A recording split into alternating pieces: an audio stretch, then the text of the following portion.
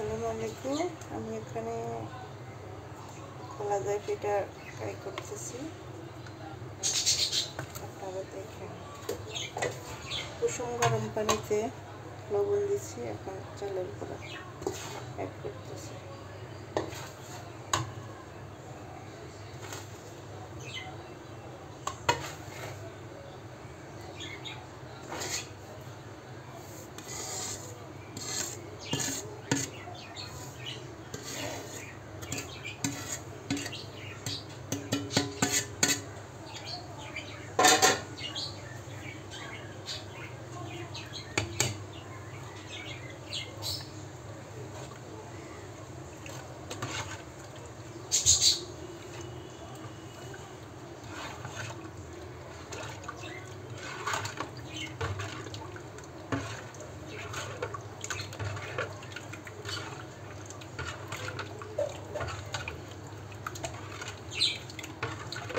এটার সাথে একটা ডিম দেবো। ডিম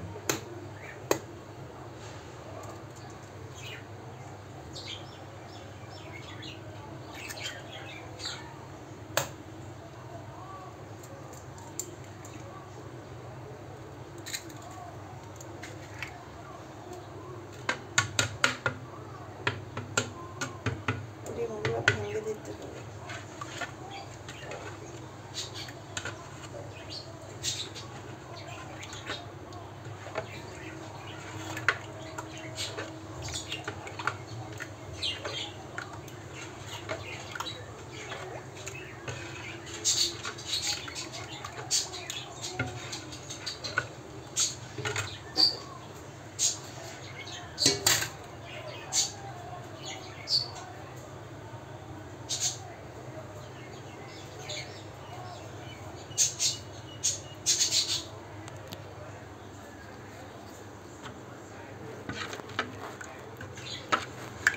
এটা এরকম রাখবেন, বেশি ঘনও না বেশি পাতলাও না, একদম পাতলাও না।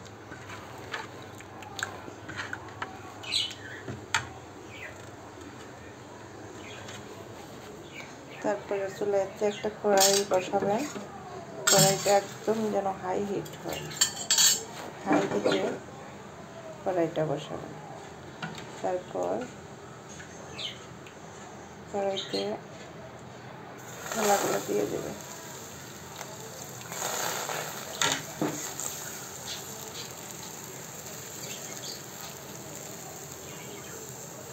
ঘুরে ঘুরে দিবেন। ঢাকনা দিয়ে দিতে হবে, একটা ঢাকনা দিয়ে ঢেকে দিতে হবে।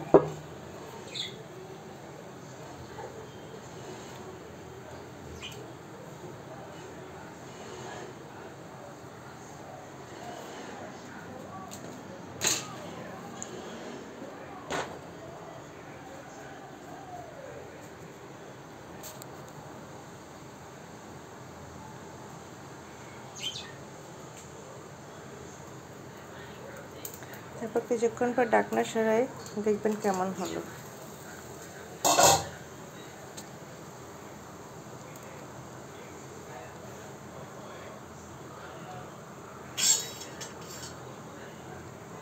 আগুনটা বেশি হিটও না, একদম কম না, একদম বেশিও একদম কম না, ওরকম হিটে রাখবেন।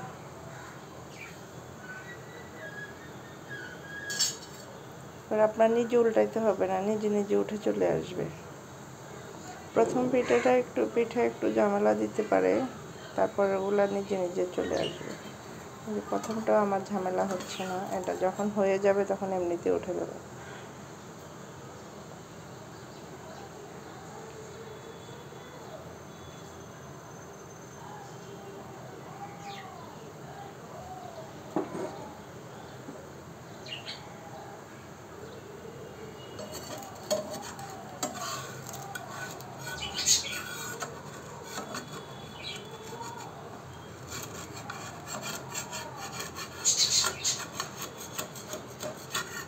প্রথম পিঠা তো, প্রথমটা একটু ঝামেলা হয়, গরম কম থাকে কম থাকে, তারপর ওগুলো আস্তে আস্তে সবগুলো উঠে যায়।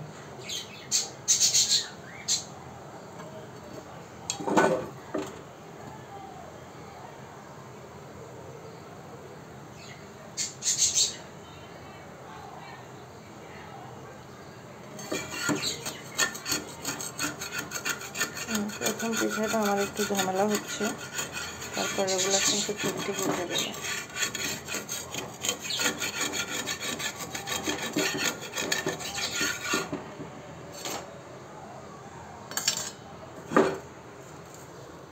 দেখেন, মানে প্রথমটা একটু ঝামেলা হয়, তারপরে এগুলো ঠিক উঠে যায়।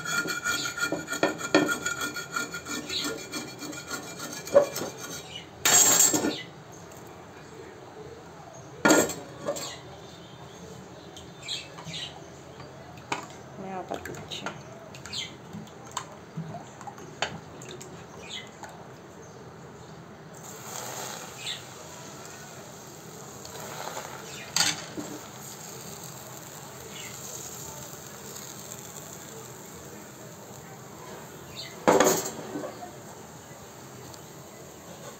আবার ঢেকে দিচ্ছি।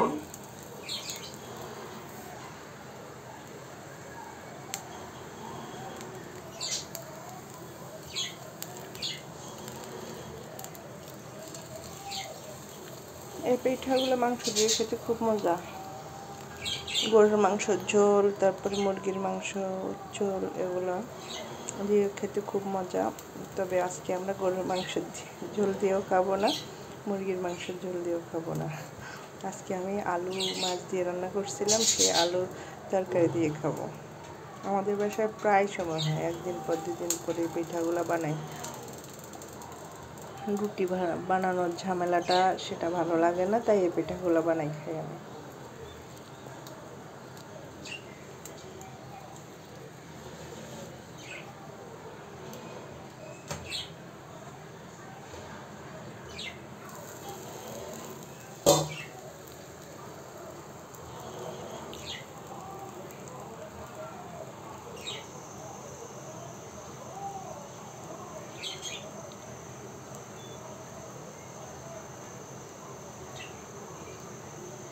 যেখানে আগুন পড়বে নিচে থেকে উঠে আসবে।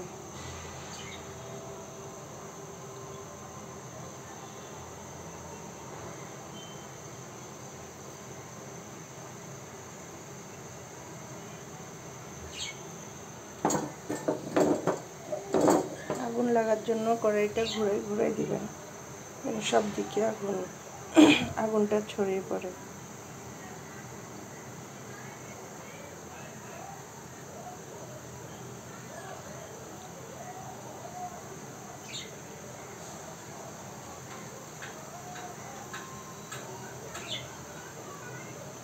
এই পিঠার নাম নোয়াখালীর ভাষায় বলে যে নোয়াখালীর ভাষায় বলে যে খোলা যায় পিঠা, আর আমার অনেক অনেক জায়গায় বলে ডিম চিতাই। আমি আমার ভাবি থেকে শিখেছি, নোয়াখালীর একটা ভাবি, আমার ভাবি আছে, ভাবি থেকে শিখেছি এই পিঠাটা বানানো। দেখেন এখন কত সুন্দর করে উঠে আসছে।